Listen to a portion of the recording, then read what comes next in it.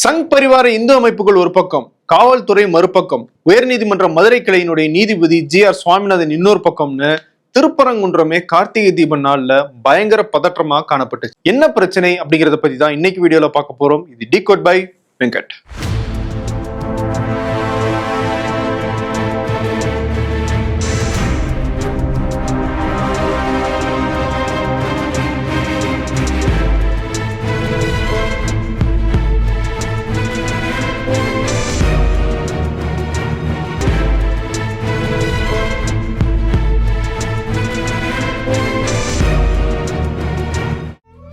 தமிழர்களின் number one choice Tamil matrimony.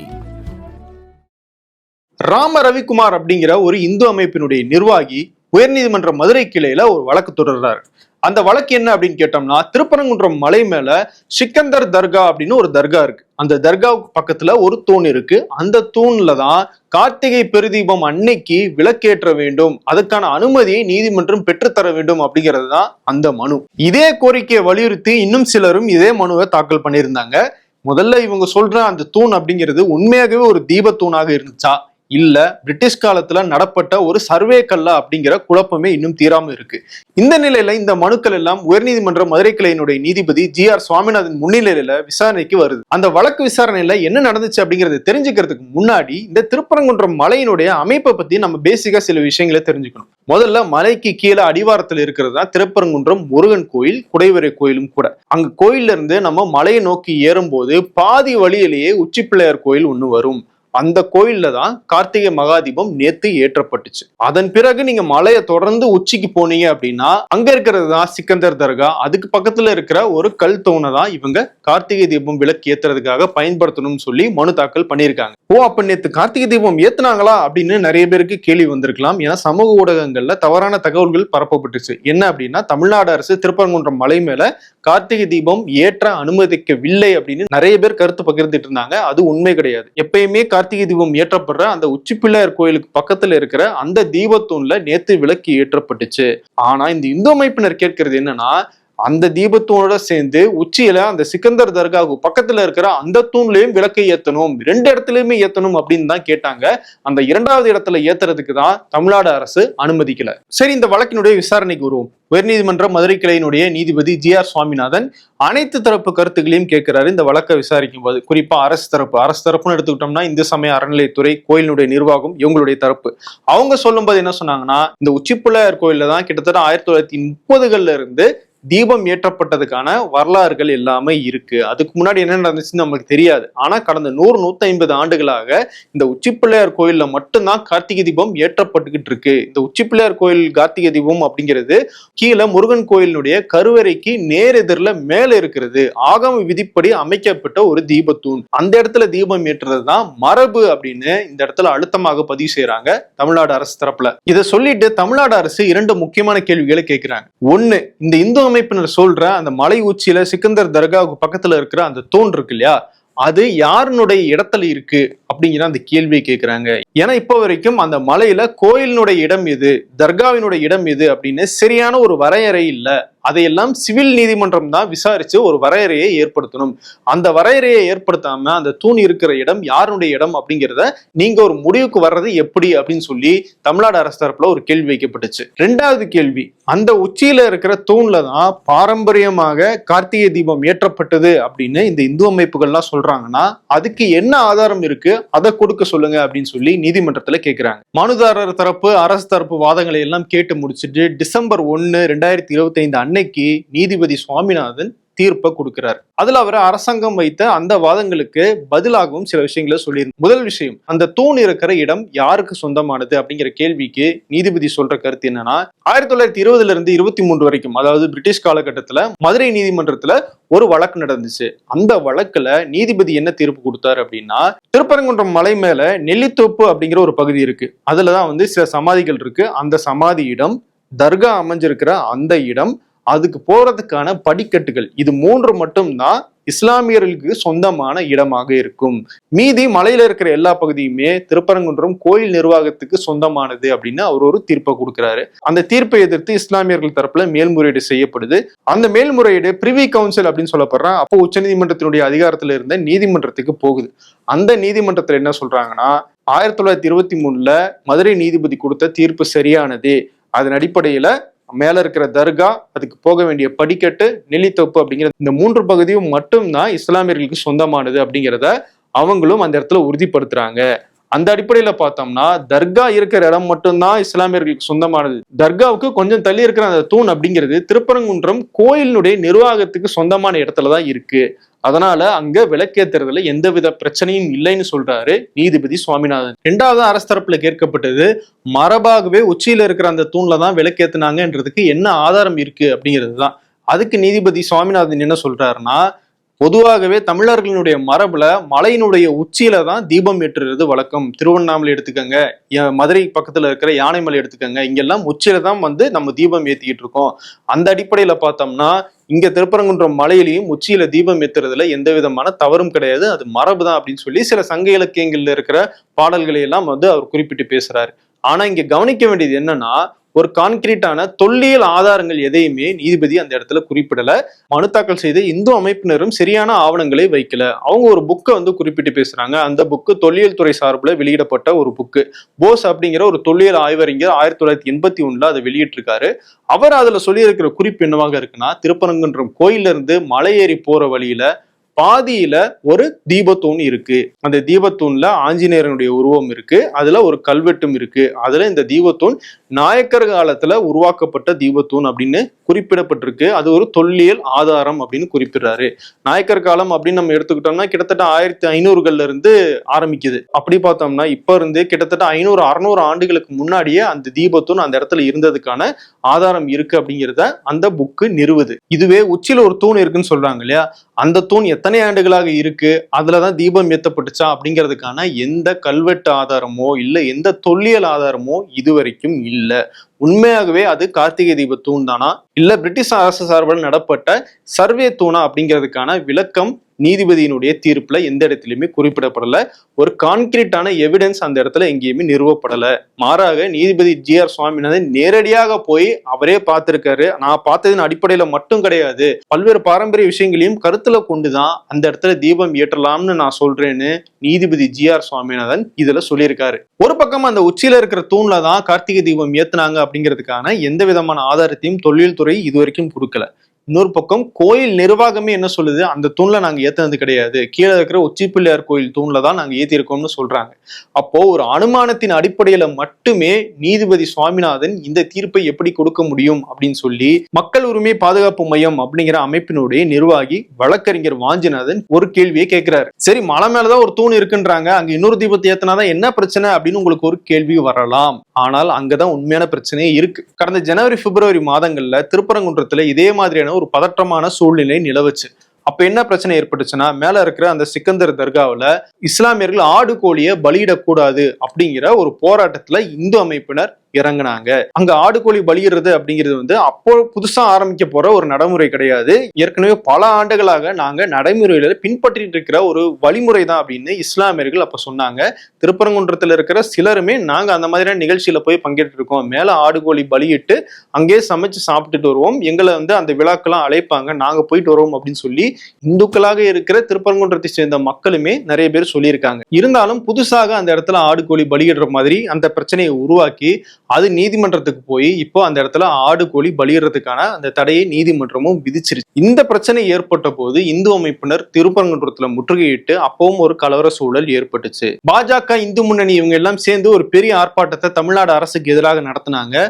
அது மட்டும் இல்ல, முருகன் மாநாடு அப்படின்னு சொல்லி ஒரு மாநாட்டையும் மதுரையில நடத்தினாங்க. அதுக்கு ஆந்திராவினுடைய துணை முதலமைச்சர் பவன் கல்யாண்லாம் பங்கேற்றாரு. அந்த மாநாட்டுக்கு அனுமதி கொடுக்கறதுக்கு நீதிமன்றம் விதிச்ச ஒரு நிபந்தனை என்ன அப்படின்னா, அந்த மாநாட்டுல மத வெறுப்பை பரப்புற அரசியல் கருத்துக்கள் பேசப்படக்கூடாது அப்படிங்கிறது தான். ஆனா நீதிமன்றத்துக்கிட்ட நாங்க அந்த மாதிரி எல்லாம் பேச மாட்டோம் அப்படின்னு இந்து முன்னணி சார்புல உத்தரவாதம் கொடுக்கப்பட்டுட்டு அந்த மேடையில பாஜக மற்றும் இந்து முன்னணி மற்ற இந்து அமைப்புகள் சார்புல இஸ்லாமியர்களுக்கு எதிரான வன்மமும் அரசியலும் பேசப்பட்டுச்சு அப்படிங்கிறது தான் உண்மை. அதன் மேல எந்த விதமான நடவடிக்கையும் எடுக்கப்பட்டதாக இப்ப வரைக்கும் விஷயம் தெரியல. சோ இந்த பிரச்சனையினுடைய தொடர்ச்சியாக இப்போ மலை உச்சியில இருக்கிற தர்காவுக்கு பக்கத்துல கார்த்திகை தீபம் ஏற்றணும் அப்படிங்கிற அந்த மனுவும் வழக்கும் வந்திருக்கு. அப்படிங்கிறதுனாலதான் பதற்றம் திரும்பவும் அதிகமாகிருக்கு. ஒருவேளை அந்த தர்காவுக்கு பக்கத்துல கார்த்திகை தீபம் ஏற்ற அனுமதித்தால் அங்க கலவரம் ஏற்படுமோ அப்படின்னு தமிழ்நாடு அரசு கருதுது. அதை தடுக்கிறது எப்படி அப்படின்னு வரலாற்று ஆதாரங்கள் மூலமாக நீதிமன்றத்துல வாதாடவும் செய்து தமிழ்நாடு அரசு. சரி, இப்ப நம்ம திரும்பவும் அந்த தீர்ப்புக்கு வருவோம். நீதிபதி சுவாமிநாதன் தன்னுடைய உத்தரவுல என்ன சொல்றாரு? டிசம்பர் 3ஆம் தேதி மாலை 6 மணிக்கு திருப்பரங்குன்றம் மலை உச்சியில இருக்கிற தர்காவுக்கு பக்கத்துல இருக்கிற அந்த தூண்லையும் கார்த்திகை தீபம் ஏற்றப்பட வேண்டும் அப்படின்னு இந்து சமய அறநிலைத்துறைக்கு உத்தரவிடுறாரு. ஆனால் டிசம்பர் 3ஆம் தேதி இந்து அமைப்பினர் இதை நோட் பண்ணிக்கிட்டே இருக்காங்க. அந்த மலை உச்சியில தீபம் ஏற்றுறதுக்கான எந்தவித ஏற்பாடுகளும் நடக்கல அப்படிங்கிறத பார்த்துட்டு திரும்பவும் உயர்நீதிமன்ற மதுரை கிளையில நீதிபதி சுவாமிநாதன் முன்னிலையில ஒரு மனு தாக்கல் செய்யறாங்க. இந்த முறை அது நீதிமன்ற அவமதிப்பு மனுவாக தாக்கல் செய்யப்படுது. அதாவது 6 மணிக்கு டைம் கொடுத்திருக்காங்க. அந்த டைமுக்கு முன்னாடியே இவங்க போய் நீதிமன்ற அவமதிப்பு வழக்கு தாக்கல் பண்ணிடுறாங்க. நீதிபதியும் அதை ஏற்றுக்கிறாரு. ஏற்று விசாரிக்கும் போது அரசு தரப்புல என்ன சொல்றாங்க, நீங்க 6 மணி வரைக்கும் டைம் கொடுத்துருக்கீங்க, அதுக்கு முன்னாடியே ஏன் இந்த அவமதிப்பு வழக்கு நீங்க எடுக்கிறீங்க அப்படின்னு சொல்லி கேள்வி கேட்கவும் நீதிபதி அதை 6:05க்கு ஒத்தி வச்சுறாரு. அதாவது 6 மணிக்கு நீங்க அந்த விளக்கை ஏத்தல அப்படின்னா 6:05க்கு நான் நீதிமன்ற அவமதிப்பு வழக்க விசாரணைக்கு எடுப்பேன் அப்படின்னு சொல்லி நீதிபதி அந்த இடத்துலயே எச்சரிக்கிறார். இதுக்கிடையில மலை உச்சியில தீபம் ஏற்றப்பட போறது இல்லை அப்படிங்கிறத கணிச்ச இந்து அமைப்பினர் எல்லாருமே திருப்பரங்குன்றத்துல போராட்டத்துல ஈடுபடுறதுக்காக குவிறாங்க.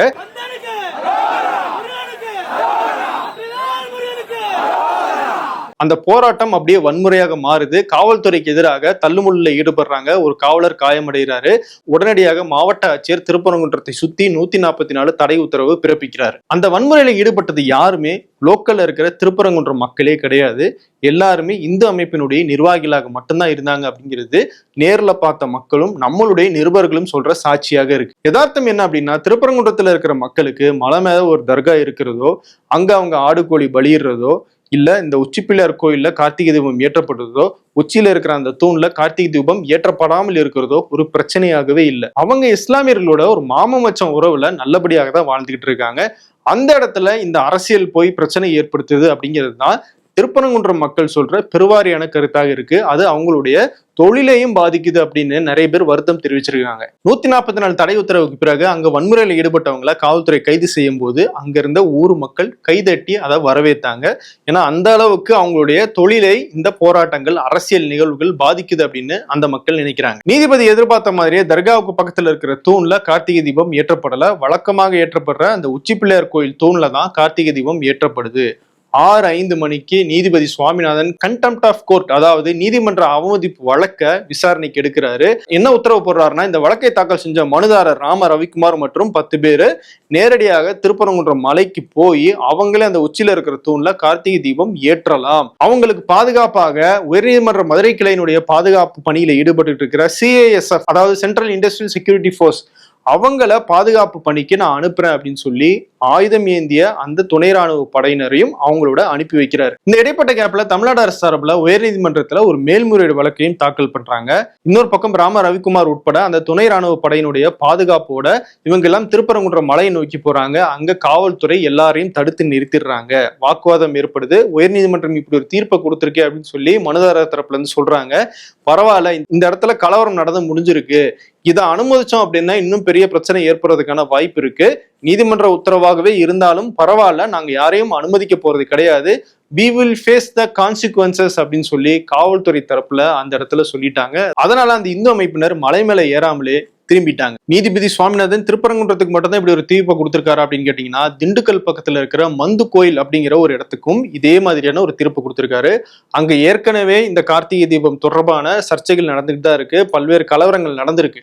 அப்படிப்பட்ட ஒரு இடத்துல கார்த்திகை தீபம் ஏற்ற அனுமதிக்கணும் அப்படின்னு இவர் ஒரு தீர்ப்பை கொடுக்கிறாரு. ஆனா மாவட்ட ஆட்சியர் என்ன பண்றாரு, அங்க சிச்சுவேஷன் சரியில்லை, வன்முறை வெடிக்க வாய்ப்பு இருக்கு அப்படிங்கிறதுனால 144 தடை உத்தரவு போட்டு கார்த்திகை தீபம் ஏற்ற விடாமல் செஞ்சிடறாரு. இதையும் நீதிமன்ற அவமதிப்பு வழக்காக உடனடியாக நேத்தே நீதிபதி சுவாமிநாதன் விசாரணைக்கு எடுத்து கடுமையான கண்டனங்களை பதிவு பண்ணியிருக்காரு. சரி, நீதிபதியினுடைய இந்த உத்தரவு எப்படி பார்க்கப்பட்டுச்சு அப்படின்னு பார்த்தோம்னா, முதல் விஷயம், இவ்வளவு சீக்கிரமாக நீதிமன்றம் ஏதாவது ஒரு விவகாரத்துல தலையிட்டு ஆக்ஷன் எடுத்திருக்கா அப்படிங்கிற கேள்விதான் எல்லாருக்குமே எழுந்துச்சு. ஏன்னா 6 மணிக்கு தீபம் ஏற்றல அப்படின்னா 6:05க்கே அவரு இந்த நீதிமன்ற அவமதிப்பு வழக்க விசாரணைக்கு எடுக்கிறாரு.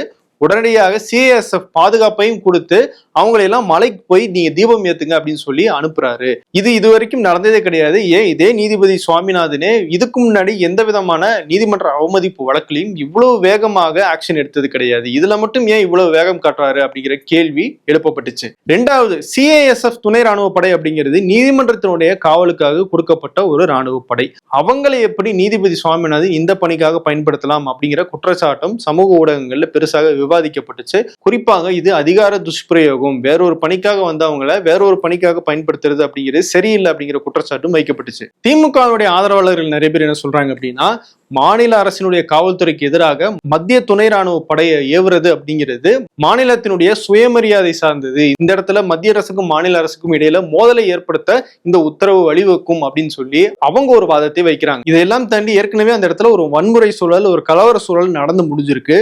இதுல நீதிபதியும் இப்படி ஒரு உத்தரவு கொடுக்கிறாரு. ஒருவேளை அந்த இந்து அமைப்பினர் இந்த தர்காவுக்கு பக்கத்துல இருக்கிற தூண்ல போய் விளக்கேற்ற போயிருந்தாங்க அப்படின்னா அந்த இடத்துல எந்த அசம்பாவிதமோ எந்த வன்முறையோ நடந்திருக்காது அப்படிங்கிற உத்தரவாதத்தை கொடுக்க முடியுமா அப்படிங்கிறது தான் நிறைய பேர் எழுப்பின கேள்வி. இதுக்கு முன்னாடி ஒரு பெரிய உதாரணமும் நம்ம கண்ணு முன்னாடியே இருக்கு. மணிப்பூர்ல நீதிமன்றம் கொடுத்த ஒரு தீர்ப்பு தான் அங்க திரும்பவும் பிரச்சனை வெடிக்கிறதுக்கு காரணமாக இருந்துச்சு.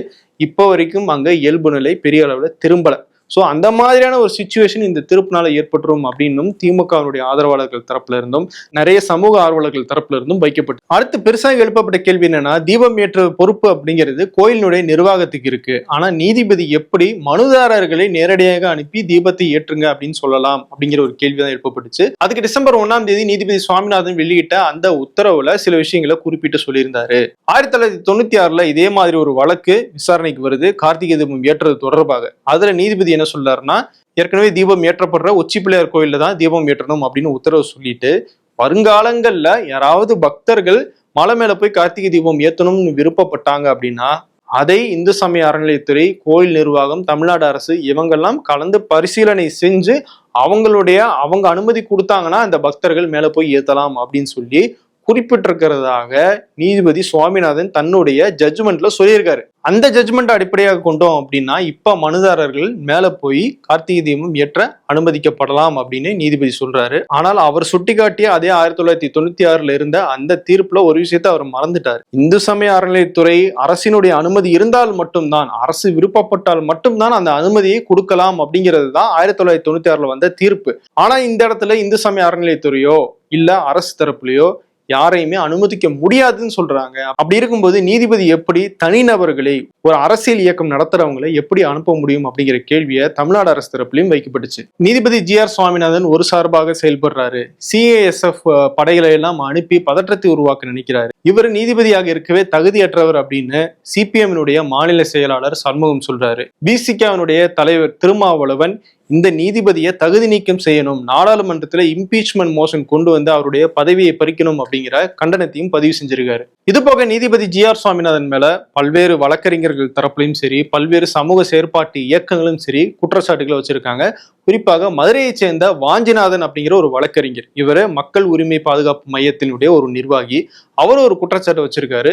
அவரு நீதிபதி ஜி.ஆர். சுவாமிநாதன் பல்வேறு சார்பு நிலையில எடுத்து அவர் தீர்ப்புகளை கொடுக்கிறாரு, ஒரு சார்பாக அவர் செயல்படுறாரு, குறிப்பா வலதுசாரி சித்தாந்தத்துக்கு ஆதரவாக இருக்காரு அப்படிங்கிற அந்த விஷயங்களை எல்லாம் சுட்டி காட்டி ஒரு பெரிய லெட்டரை எழுதி உச்சநீதிமன்ற நீதிபதிகளுக்கு அனுப்புறாரு. ஆனால் ரகசியமாகவே இருந்திருக்க வேண்டிய அந்த கடிதம் லீக் ஆகுது. அந்த தகவல் நீதிபதி ஜி.ஆர். சுவாமிநாதனுக்கு தெரிந்ததாகவும் அதன் அடிப்படையில வாஞ்சிநாதனை சம்பந்தமே இல்லாம நீதிமன்றத்துக்கு அழைச்சு அவதூறான வார்த்தைகள்ல அவரை விமர்சிச்சதாகவும் வாஞ்சிநாதன் ஒரு குற்றச்சாட்டை வைக்கிறாரு. அது மட்டும் இல்ல, நேச்சுரல் ஜஸ்டிஸ்ன்னு சொல்லுவாங்க. இப்போ உங்க மேல ஒரு குற்றச்சாட்டு வைக்கிறோம் அப்படின்னா அதை நீங்களே விசாரிக்க முடியாது, வேற நீதிபதி தான் விசாரிக்கணும். ஆனால் நீதிபதி ஜி.ஆர். சுவாமிநாதன் மேல இருக்கிற அக்யூசேஷன்ஸை சொல்லிதான் அந்த லெட்டர் எழுதுறாரு வாஞ்சிநாதன். அப்படி இருக்கும்போது நீதிபதி ஜி.ஆர். சுவாமிநாதனே தன் மேல வச்ச அக்யூசேஷன்ஸை விசாரிக்கிறது அப்படிங்கிறது எப்படி சரியா வரும் அப்படிங்கிறது தான் அப்போ வழக்கறிஞர் வாஞ்சிநாதனும் அவருக்கு ஆதரவாக இருந்த ஓய்வு பெற்ற பல நீதிபதிகளும் சொன்ன கருத்து. இப்படிப்பட்ட சூழல்ல தமிழ்நாடு அரசு தொடர்ந்த அந்த மேல்முறையீட்டு மனு இன்னைக்கு உயர்நீதிமன்ற மதுரை கிளையில நீதிபதிகள் ஜெயச்சந்திரன், ராமகிருஷ்ணன் முன்னிலையில விசாரணைக்கு வந்துச்சு. அப்ப தமிழ்நாடு அரசு பல்வேறு கேள்விகளை சொன்னாங்க. 100 ஆண்டுகளாக இல்லாத ஒரு நடைமுறையை இந்த ஆண்டு மட்டும் கடைபிடிக்க வேண்டும் அப்படின்னு நீதிமன்றம் இவ்வளவு தூரம் ஸ்ட்ராங்கா சொல்ல வேண்டிய தேவை. சிஐஎஸ்எஃப் துணை ராணுவ படை அவங்களை அனுப்பி ஏன் இந்த பிரச்சனையை டீல் பண்ணணும்னு நீதிமன்றம் நினைக்கிறாங்க? இதுக்கு அவங்களுக்கு யார் அதிகாரம் கொடுத்தது? 6 மணிக்கு தான் கார்த்திகை தீபம் ஏற்றப்படும் அப்படின்னா 6 மணிக்கு முன்னாடியே நீதிமன்ற அவமதிப்பு வழக்க நீதிபதி எப்படி ஏற்றுக்கொண்டு விசாரணைக்கு தயாரானாரு.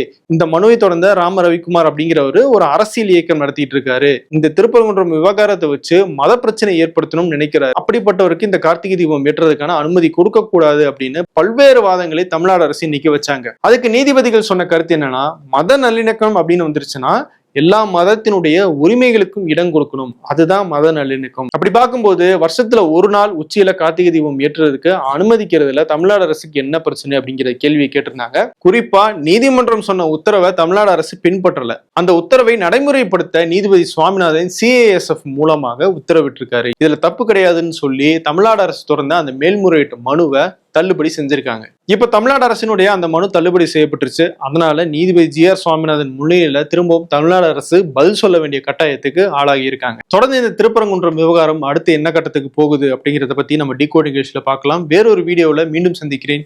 நன்றி. தமிழர்களின் number one choice Tamil matrimony.